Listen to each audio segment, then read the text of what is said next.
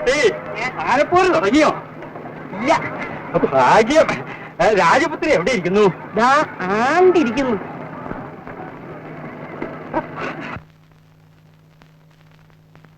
Hi hi, അസ്സലായിരിക്കണോ?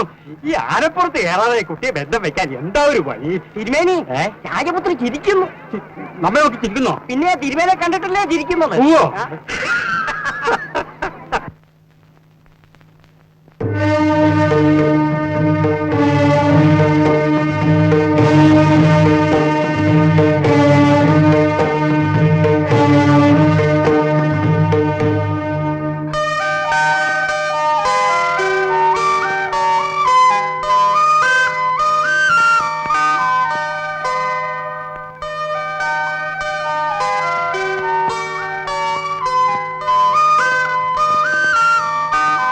ആരാടാ കിടാങ്ങള്? പടച്ചോറുണ്ട് കൊഴുത്ത വല്ല അമ്പലക്കിടാങ്ങളും ആയിരിക്കും. എനിക്കും തോന്നി. എന്നെ അറിയില്ലേ? പഴയ ഉണിക്കോനോർ നായർ. ഓ, നമ്മുടെ ഉണിക്കോനോർ നായർ. വാഴുന്നോർ. കണപരുണി വാഴുന്നോർ.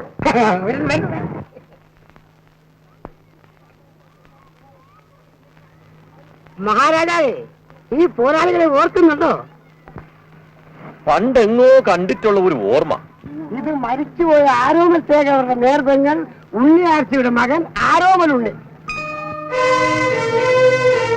ഇത് ആരോമൽ ശേഖരന്റെ മകൻ തങ്ങപ്പുരുണ്ണി. ശത്രു,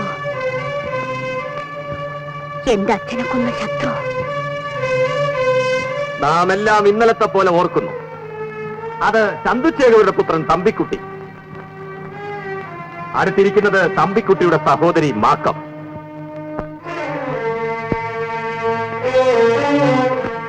മഹാരാജാവേ, ആനപ്പൂരിന് സമയമായി. നാട്ടാരെ, അംഗച്ചേകവരെ, കോലോശ്വരി നാട്ടിൽ ജാതിയും മതവും നോക്കാതെ സ്വന്തം പുത്രിയെ മംഗല്യവേദിയിൽ ഇറക്കുന്ന ചരിത്രം നടാടെയാണ്. കാരണം തന്റെ പുത്രിയെ പാണിഗ്രഹണം ചെയ്യുന്നവൻ ധീരനായിരിക്കണം, പോരാളിയായിരിക്കണം. മത്സരത്തിനുള്ള ആനയെ അമ്പലനടയിലേക്ക് കൊണ്ടുവരൂ.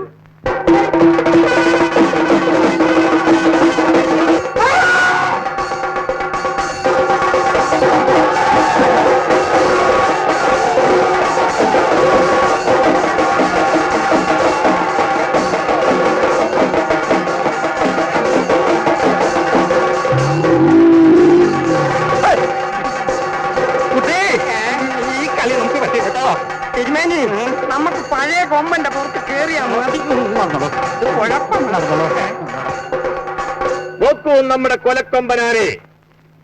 ഇവരെ നയിക്കുന്നത് 7 പാപ്പാന്മാരാണെന്ന് ഓർമ്മ വേണം. ഇവന്റെ പുറത്ത് തനിച്ചേറണം. ഈ തൃപ്പങ്കോട്ടപ്പന്റെ കോവിലിന് 3 പ്രദക്ഷിണം വയ്ക്കണം. ജയിക്കുന്നവൻ ആരായിരുന്നാലും ശരി, എന്റെ പ്രിയപുത്രി കുഞ്ഞിക്കന്നിയെയും ഈ പൊന്നമ്പല ദേശവും നാം ദാനം ചെയ്യുന്നതാണ്.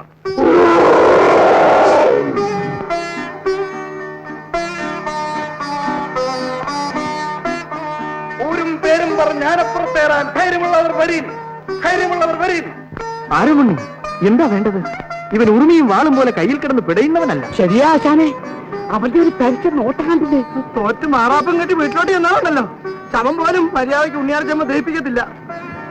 അറിയാൻ കൂട്ടരെ, ശവം പച്ചോളിയിൽ കെട്ടി ഇവിടം മുതൽ അവിടം വരെ വലിപ്പിക്കും. പക്ഷേങ്കിൽ രാജകുമാരിയെ കണ്ടിട്ട് കയ്യങ്കാലം പെരുത്ത് നിൽക്കാനും വേണം. ആരോള്ളി, ഇവൻ 10 പാപ്പാന്മാരെ പപ്പടം പോലെ പിടിച്ചവനാ. ആനപ്പുറത്തേറി ജയിച്ച് രാജകുമാരിയുടെ കഴുത്തിൽ മാലയിടാൻ ധൈര്യമുള്ളവർ വരും.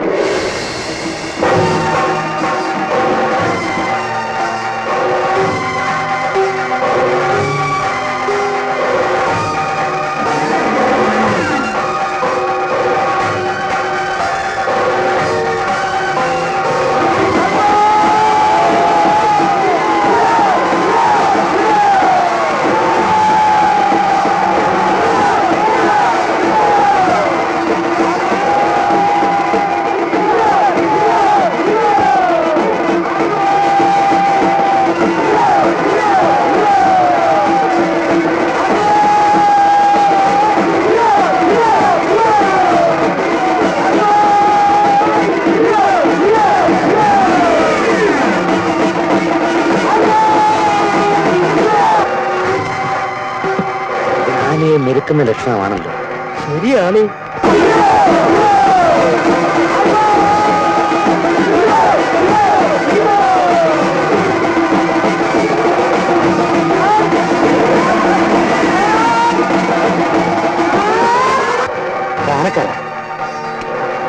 നീ ആ അമ്പലമറവിൽ നിന്ന് ചെവിത്തോണ്ടിയിട്ട് ഒരു പിടി പിടിച്ചാൽ ആരോ മുന്നിൽ താഴെ കിടക്കണം.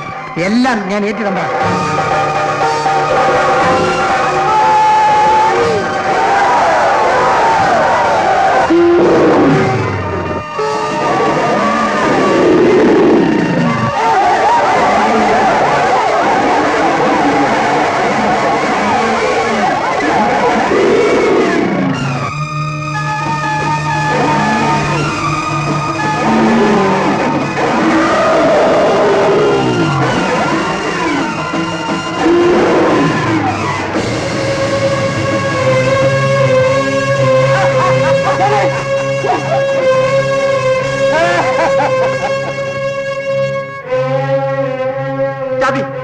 ചതി മഹാരാജാവേ, ആനെ ആരോ നൊമ്പരപ്പെടുത്തിയിരിക്കുന്നു. ഇനിയും ആനപ്പുറത്ത് കയറാൻ ഞാൻ തയ്യാർ. ശാന്തരാകുവിൻ, ശാന്തരാകുവിൻ. ആനപ്പുറത്ത് കയറി അമ്പലത്തിന് 3 പ്രദക്ഷിണം വയ്ക്കാതെ നിലത്ത് വീണത് നേരെ. നല്ല മുഹൂർത്തം നോക്കി ഇനിയും ആനപ്പോര് നടത്തും. ഇന്നേക്ക് ഇത് അവസാനിച്ചിരിക്കുന്നു. ആനയെ നൊമ്പരപ്പെടുത്തിയത് ആരെന്ന് നാം അന്വേഷിക്കും. ആരോ കൊണ്ട് നിരാശപ്പെടേണ്ട, എല്ലാ കാര്യവും ഈ കോലാല് നേരെയാക്കാം. രാജകുമാരിയും കൊണ്ടല്ലാതെ മാധു വീട്ടിലേക്ക് മടങ്ങില്ല. ഭയപ്പെടേണ്ട, എല്ലാരും എന്റെ വീട്ടിലോട്ട് വരീ. ഒരു വാരമുണ്ട്.